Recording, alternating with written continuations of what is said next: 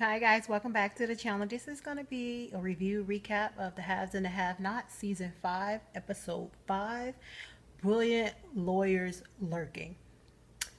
The episode opens with Candace and Jeffrey sitting in the Artesian Hotel. And they're basically waiting on Veronica because, last episode she asked them to meet her there. So Jeffrey and Candace, they sitting there, and this waitress come over there trying to offer them a drink. She told them just give them anything because the waitress still pestering or whatever. Candace was like, "This is the look of I don't care." So while they're sitting there, the cop Justin calls Jeffrey and pretending like Jeffrey is like somebody like in the police department or whatever, telling them that they found the body. He was talking in code, saying he's gonna need a coroner and to meet them at the whole. He has to meet a friend at a hotel in 2 hours, and he's gonna be at the precinct filling out paperwork for the next hour or so.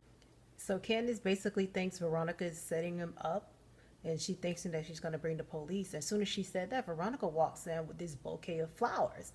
It's probably poison ivy or something, knowing Veronica.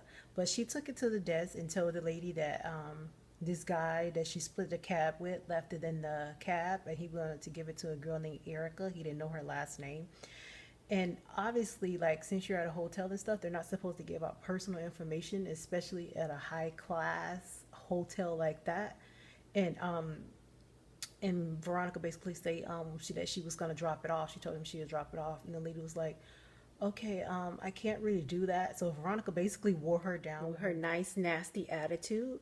And the lady finally, she was like, the lady said, "Okay, I'll do it later." So Veronica was like, "Oh, you're not gonna do it now?" And so the lady went into the computer, and then yeah, we have one here, and she went and called Erica's room and asked Erica if she wanted her to bring him up or Erica was going to come down and get it. And Erica was like, "Oh, she's going to come down to get him." I'm thinking in my head, no, no, no, Erica. So she walks over to Candace, and Jeffrey was like, "Now, children." And Candace like, "What do you want?" She was like, "I want to sit in that chair." I say she only want to sit in that chair so she could see when Erica come down, so she could see how she looks without being obvious. And that's exactly what she did. And then they sit up there.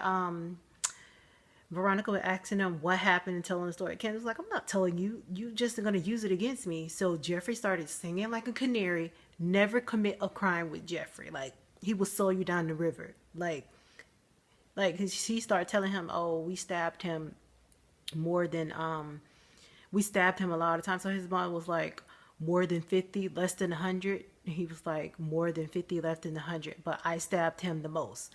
And she was looking like all crazy. He was like, "I stabbed him the most because he beat me up." And then he was like, "We didn't call the police, but Candace said it was overkill and like a crime of passion." And she was like, 1 point for the young lawyer. And then Candace was like, "Well, I did go to law school." She was like, "Yeah, but you need to actually read the books instead of using them as knee pads, sucking your way to the top." And then Candace was like, "Oh, is that what you did?" And then she started asking her other questions too about like where the body and stuff. And Jeffrey blasted them again, saying that they buried the body in the backyard. I'm thinking in my head, that was so stupid. I'm not a criminal, but that was just so stupid. And I'm like, who would kill somebody and then bury them in their own yard? And then she was asking Candace where she got the money from to actually pay cash for a house. And she said something about some tax stuff. I don't remember. But I'm thinking in my head. And then she was like, "So you use cash to pay for a house and don't even have any income?" Now, that was just stupid. And she was like, "Well, I forged the documents on it, of income documents." And then and she was like, "Each one of you give me $1." So they was like, "What?" So Jeffrey gave her $1, and Kenneth was like, "Bill me." And she was like, "You have to hire me as your attorney." Jeffrey gave her $1, but Candace didn't. So she asked for the keys to Candace's house. And she was like, "What do you need the keys for?" She was like, "I need to take possession." And she was like, "Well, the lock's probably already been changed." And then they was like, "Why would the locks be changed?" She was like, "Because the house was foreclosed on for the forged documents." And she was like, "That was the dumbest, greatest mistake you ever made, forging those documents." And then she was like, "Mr. Bowman down at the bank." And then Veronica just started laughing. She was like, "Don't you know that Mr. Bowman is in Catherine's and Jim's back pocket?" And then she was like, what would you have on Jim that would make him buy you a house? She was like, that blackmail must have been really good. She's like, because I have a lot of stuff on Jim, but not enough for him to make me buy, not for him to buy me a house. And then she was telling Candace, she was like, and Jeffrey was sitting there looking all confused because she was like, you're going to get out of this. And Jeffrey was like, he was just looking crazy. So Veronica got up and left after Erica came downstairs. She saw how Erica looked. She got up and left. And she told Candace to explain to Jeffrey what was going on. Basically, since the house was foreclosed on, the warrant was invalid because Candace technically no longer owned the house. Now we back at Catherine's and Jim's house. And like a good husband, he's patching up her wounds that Veronica allegedly stabbed her in. And he's basically questioning her, asking her, why did she do it? And she's still on this, I didn't do this, Veronica did it. And he started asking her questions like a judge would or a lawyer would, like, where were you standing? Where were you sitting? Who shot the gun? What side were you sitting on? And she kept getting flustered with the questions. And then she was like, Veronica was standing up. And she was like, well, why would the bullet from a point blank range? And she was like, it was. And he was like, I didn't know that, but you just told me that. You just convicted yourself. And he just kept catching her in the lies and telling her that she convicted herself. And then she finally broke down and said, I shot the bitch. I shot the bitch. And I'm like, Jim already knew that because as Jim stated, it was their gun. Well, he was like, why would Veronica have our gun? She was like, because Veronica asked to borrow when her and Jim were, her and David was separated. And he was like, don't you know Veronica got 2-3 guns of her own? Why would she ask to borrow ours? And she came up with some excuse. I can't remember what she said. But it wouldn't make sense for Veronica to borrow your guns when she already has some. So basically he said that Catherine was mad, talking about she's gonna shoot him too. He better go clean up the DA. She doesn't want her on her $200,000 rugs. No scent of her or whatever.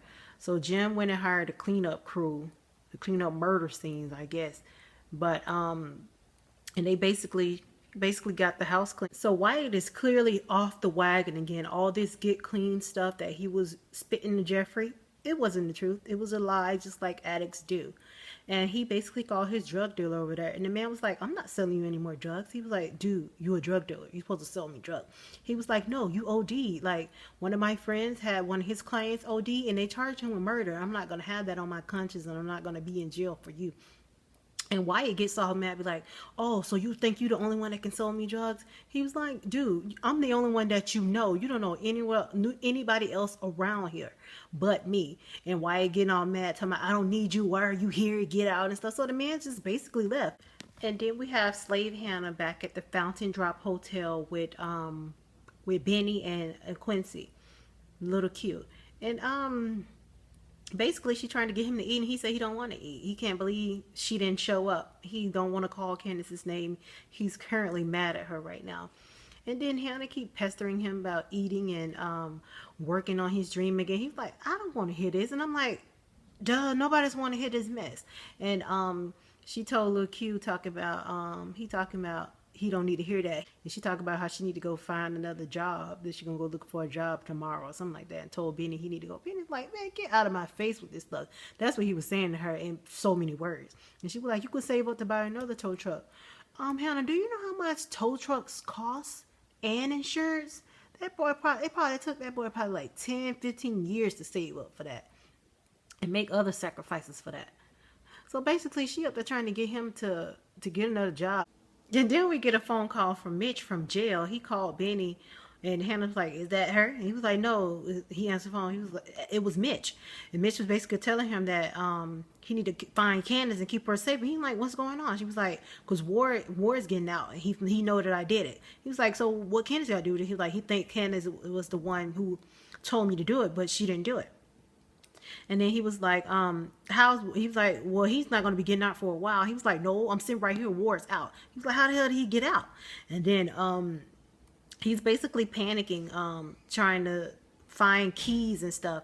And he asked Hannah what the keys are. Hannah talk about, I don't know. I'm like, Hannah, don't start this mess. But honestly, she really didn't know. Lil Q told him that he was playing with the keys and he put it over there. And she told him, don't play with the keys. And he was like, what's going on? She was like, Ward is after Candace. He was like, Ward? I fed him. Why would he want to hurt Candace. He was like, because he said he's gonna kill her over some stuff that she didn't even do. He think he crossed her or something. He didn't. He's not basically telling Hannah the whole story, because I don't even think he knows the whole story. He know bits and pieces of the story. And Hannah, she's still in denial that War is going to do anything to her baby, but you can still see her wheels turning. So even though she doesn't like Candace, she still has this motherly desire to actually protect her. But she up to talk about, I don't think Warren do that. I'm like, lady, you don't know what somebody would do, especially when they're angry and when they think they've been double crossed or like betrayed or anything. It's emotions involved. All that other crap goes out of the window. People hurt people for less. And just like that, Benny's right back in the mess. Hannah was like, I don't want you in the mess. Well, that's my sister. I'm in it. I'm like, Benny, you just was mad at her 5 minutes ago. Not all of a sudden you Benny to the rescue. Another thing too, for them to be in a $300 a week motel, it doesn't look dirty, and the outside looks really clean too. It looks like they the only one in the hotel because that's the only car in the parking lot. I thought it was going to be some rundown roach motel, but it looks kind of actually okay. And now we have Wyatt's dumbass in the hood. He keep passing by, Quita them thinking it's the police. He was like, man, ain't the police in no car like that. And then she telling him they need to get a car so they can take him back to Candace's house. He's like, for what? He's telling myself I need to see if they found my brother. He was like, man, they ain't get cute. He was made out of steel. Which was kind of true, because it took about at least 5-6 tries for them to actually kill him. Like, he just kept coming back from the dead like he was Jason or Freddy Krueger or somebody. Like, for real. So Quita ran up to Wyatt's car, and they were like, what are you doing here? He told me, I think I'm lost. She was like, yeah, I know that. You're not supposed to be here. So they asked him, so what he looking for? He talk about some blow. I'm like, what drug person just tell random strangers that they're looking for drugs? Like, the people don't know you. You could be the police or somebody trying to set them up or something. Like, people not gonna just sell stuff to new people that they don't know, that hasn't been like recommended from somebody else or like referred or something like that. Like, this is really crazy. Wyatt, like, are you this much of a fiend that you can't use like your normal brain? Like, this doesn't make any sense. And then they pull out their guns, pointed at Wyatt, saying they want all his money and stuff. They're like, oh, this all the money you got?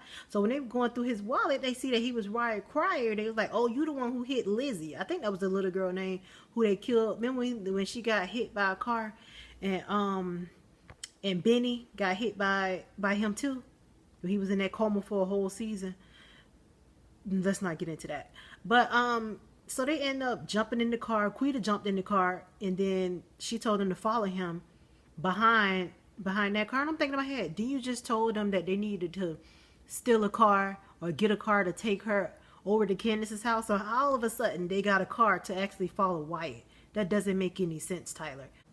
So Jim called David's over and tell David that Veronica didn't do it and Catherine did it. And he was in complete shock because he really thought Veronica did it. And I'm thinking in my head, Veronica really pled with you to tell you that she didn't do it. But through all the lying and conniving she did these past 5 seasons, like, no one would believe her. Jim had asked him what did he do with it. And I'm like, Jim got his hand clean in all this because he got everybody else doing the dirty work. Basically, David took the got Mama Rose them to get the body, and Jim was like, oh my gosh, we're going to be indebted to them so much. I'm like, yeah, they did a lot of Jim and David's crimes. So they're going to take Jennifer back to her house and set the house on fire, and that's the plan. David's plan is for the people that Jennifer prosecuted about to get out, and they're going to set one of them up by being hired by Mama Rose Jim and actually planting evidence at Jennifer's house. And I'm thinking in my head, David, you better not be sending up no black person. So after David leaves Jen's house, he gets back in his car and he get a call from Erica. Erica was like, hey, I didn't want to bother you. I know you were busy, but I just wanted to thank you for the flowers. And Dave was like, what flowers? I didn't send you any flowers. She was like, well, I got some flowers from you from the front desk. And he was like, throw them out, throw them out, throw them out. I'm thinking in my head, did Veronica really get this girl some poison ivy? So she picked up the flowers and she went out in the hallway because he told her to put them out in the hallway. She went out in the hallway. As soon as she opened the door, Veronica's standing right there. I'm like, oh my gosh, here we go. So Veronica was like, what's the matter? You didn't like the flowers? And that's where it ended. I'll see you guys back next week.